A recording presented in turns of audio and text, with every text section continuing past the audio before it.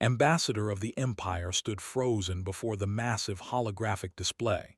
His four eyes blinked in perfect sequence as his mind struggled to process the information streaming across the screen. The data had to be wrong. There was simply no other explanation. Yet the sensors confirmed it again and again. Humans were living on Seven. Seven was a planet that the Galactic Council had classified as a Category 9 death world over 3,000 years ago. The surface temperature reached 200 degrees during the day and dropped to -100 at night. Acid storms swept across the barren landscape every few cycles. The atmosphere contained enough toxic gases to kill most known species within minutes. No intelligent race in the galaxy would ever consider stepping foot on such a world, let alone building permanent settlements there. But there they were, human structures dotting the hellish landscape, domed cities rising from the poisoned ground, mining operations extracting resources from beneath the deadly surface, children playing in enclosed habitats while their parents worked in environmental suits that would have been considered impossible by scientists. Immediately called an emergency session of the Galactic Council. Representatives from 47 different species gathered in the Great Chamber on the neutral station of Harmony Prime. The atmosphere was thick with confusion and disbelief as presented his findings. Of the collective was the first to speak. Her silver scales shimmered under the chamber lights as she leaned forward in her seat. She declared that the information had to be false. They had surveyed 7 centuries ago. Their most advanced technology could not survive more than a few hours on the surface. How could primitive humans possibly succeed where they had failed? The human ambassador, a middle-aged woman named Dr. Sarah, rose from her seat with a calm smile. She explained that humans did not see Seven as impossible. They saw it as a challenge.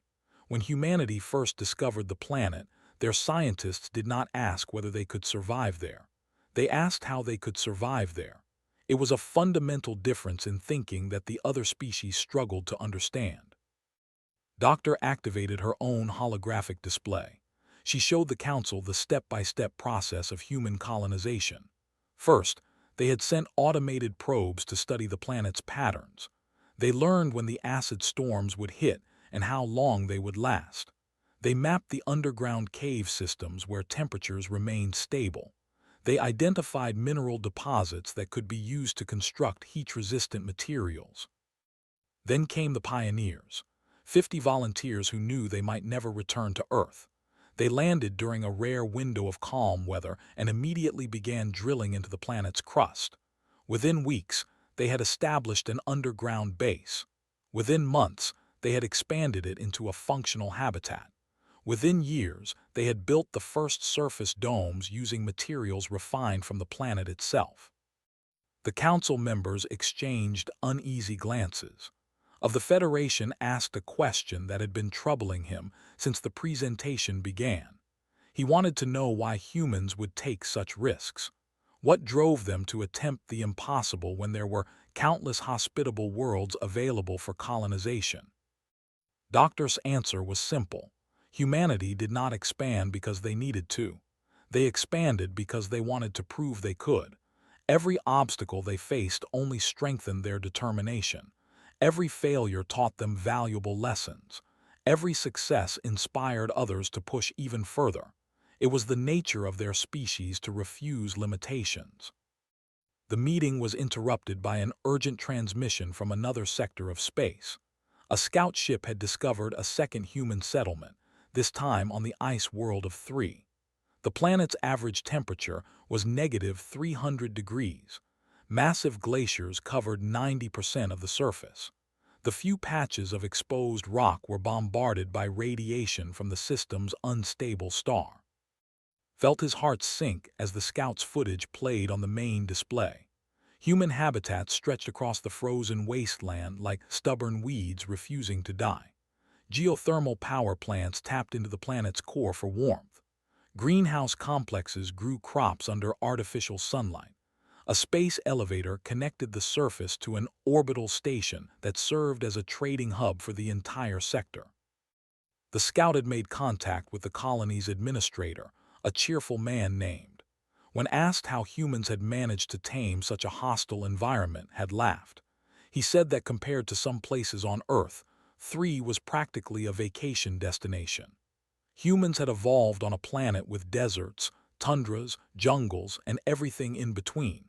Adapting to extreme conditions was written into their genetic code.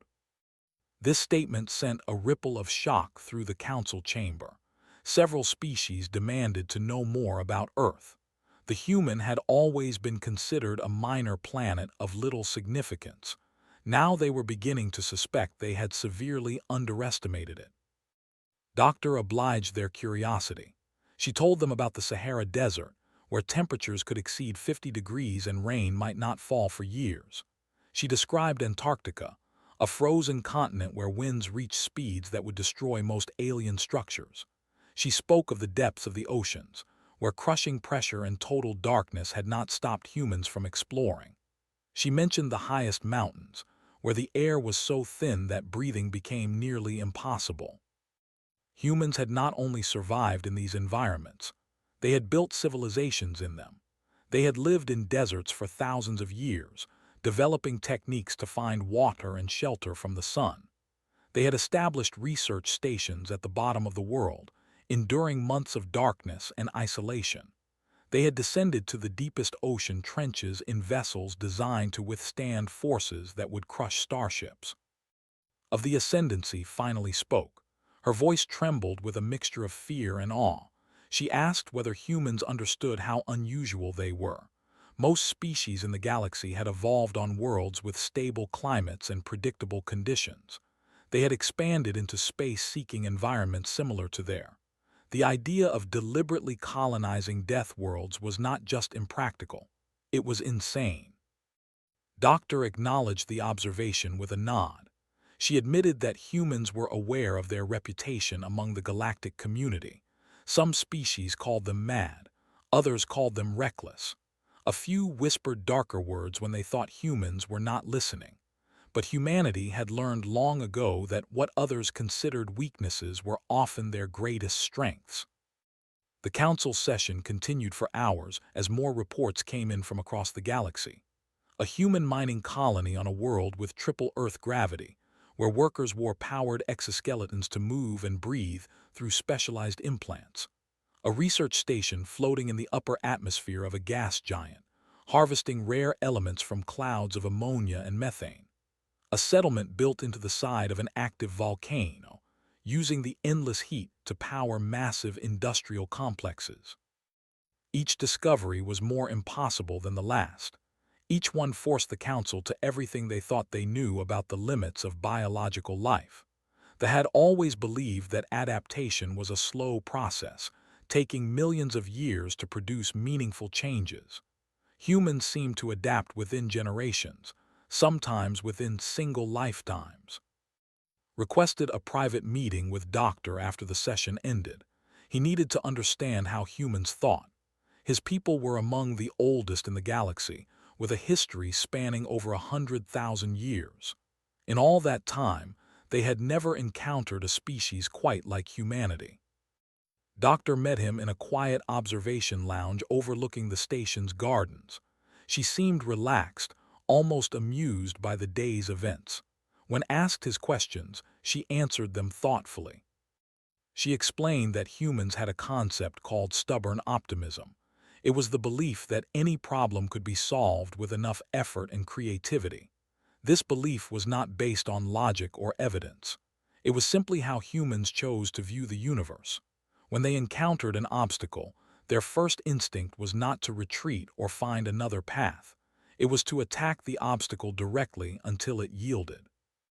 This mindset had developed over millions of years of evolution on a planet that seemed determined to kill them. Predators hunted them. Diseases ravaged their populations. Natural disasters destroyed their homes. Climate changes transformed familiar landscapes into alien territories. Through all of this, humans survived, not because they were the strongest or the fastest or the most intelligent, but because they refused to accept defeat. Considered her words carefully. He asked whether this stubbornness ever caused problems. Surely there were times when retreat was the wiser choice. Doctor agreed that it did. Humanity's history was filled with examples of ambition leading to disaster, wars fought for foolish reasons, environments destroyed by careless exploitation, countless lives lost in the pursuit of goals that seemed trivial in hindsight. But humans had also learned from these mistakes. Their stubbornness applied not only to external challenges, but to their own flaws. They were constantly working to become better versions of themselves. The ambassador paused, gathering her thoughts. She told that humans did not see themselves as conquerors of the galaxy. They saw themselves as students. Every harsh world they colonized taught them something new. Every challenge they overcame added to their collective knowledge. They were not spreading across the stars because they believed they were superior to other species. They were doing it because they wanted to understand the universe and their place within it. Felt something shift inside him. For the first time in centuries, he experienced an emotion that his species had almost forgotten. It was hope. The galaxy was an old place, filled with ancient civilizations that had grown tired and complacent. Perhaps humanity's reckless energy was exactly what the universe needed. He asked Doctor what humans planned to do next. Her answer sent shivers through his exoskeleton. She smiled and pointed toward the window, where a distant nebula glowed against the darkness of space. She said that astronomers had recently discovered a planet deep within that nebula. The radiation levels were off the charts. The magnetic field would disrupt any known technology. Most species had declared the entire region permanently off-limits. Human colonists were already on their way. Watched the nebula for a long time after Doctor left. He thought about his own species, hiding on their safe worlds, afraid to venture beyond familiar boundaries. He thought about all the other civilizations that had chosen comfort over challenge, and he wondered whether they had made the right choice. The humans were mad. Everyone agreed on that. But perhaps madness was exactly what survival required in a universe that was constantly trying to kill you. Perhaps the true measure of intelligence was not avoiding danger but learning to thrive within it. The next morning, submitted a proposal to the Galactic Council. He recommended establishing a joint research initiative with humanity to study their adaptation techniques. Some council members protested. They argued that encouraging human expansion would only lead to more chaos. But others saw the wisdom in his words. The galaxy was changing. New threats were emerging from the void between stars. Ancient enemies were stirring in forgotten corners of space. If civilization was going to survive what was coming, they would need allies who did not know the meaning of impossible. They would need humans.